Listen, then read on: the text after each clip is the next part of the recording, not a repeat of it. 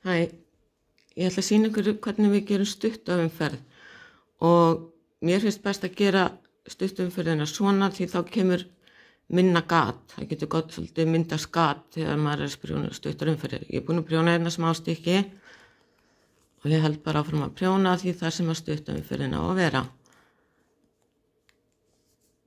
Hérna ætla ég að gera stuttumferðina.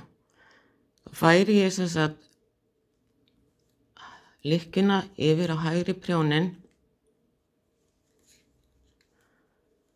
snífi, bandið liggur hérna fyrir framan, tek bandið aftur yfir á hægri lykkjuna og prjóna tilbaka.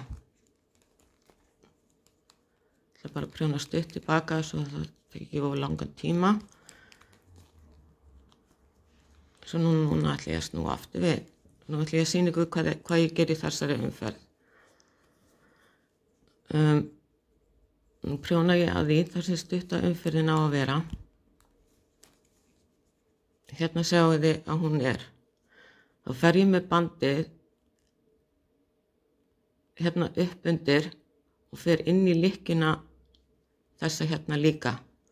Þannig ég tek upp bandið og inn í lykkjuna og svo prjóna ég það saman.